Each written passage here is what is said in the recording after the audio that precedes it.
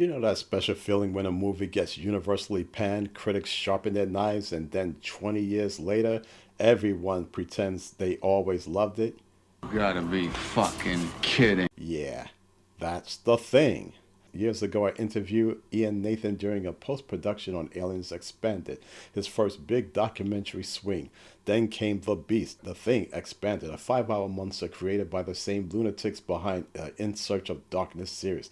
And now, after what felt like an eternity in development hell, it's finally out on digital for the princely sum of $29.99 until May 21st. Creator VC was generous enough to send me a review copy, so here's my brutally honest take on this supersized love letter to Carpenter's masterpiece. The documentary wastes zero time being humble. It kicks off by reminding you exactly how much the 1982 version was hated.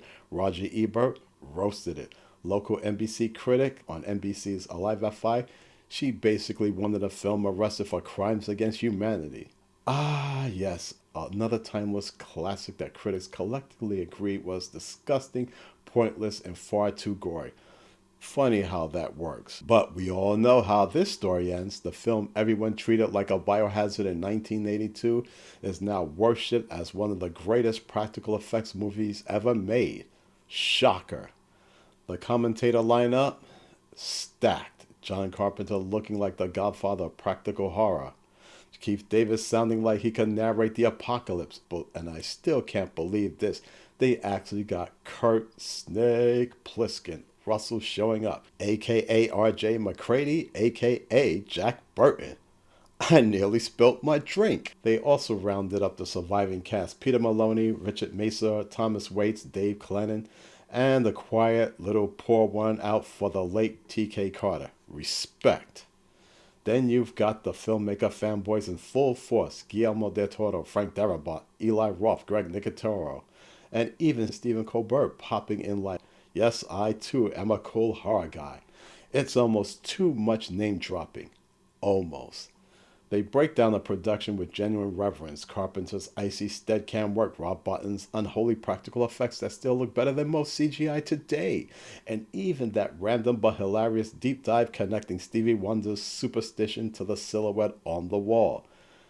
Look, even as a kid, I knew exactly who that shadow was. Don't act like you didn't. Of course, we get the usual fan theories, some brilliant, some reaching so hard they need a chiropractor. One particular take is so ridiculous I refuse to spoil it, mostly because I don't want to be responsible for your brain cell committing ritual suicide. But hey, at least they're having fun. The doc doesn't shy away from the chaos either: production headaches, near fatal accidents that Kurt Russell allegedly saved everyone from, because of course he did. Alternative scenes that got cut, and the brutal reception that nearly ended careers. They gave Rob Bottin, this time I pronounced it right, his well-deserved flowers, rightfully placing him in the Mount Rushmore tier of Stan Winston and Rick Baker, even though the man himself doesn't appear. That's a choice, and a loud one. As a comic nerd, I appreciated the deep cut shout out to Mike Ploog and his storyboard work. Nice. There's even a generally disturbing segment about what some of those effects did to the crew physically.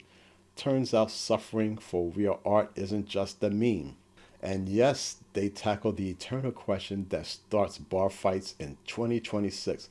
Who the hell was the thing at the end? They don't solve it. Smart move. But they do speculate, theorize, and generally roast the audience for still caring over 40 years later, which is actually fair. The Thing Expanded is excessive, obsessive, and occasionally self-indulgent. In other words, it's perfect for people like us. 5 hours of Carpenter's frozen nightmare, packed with trivia, unseen footage, and enough commentary to make your brain freeze over. So, if you're even mildly obsessed with this movie, stop whatever you're doing and buy it while it's still $29.99. You won't regret it.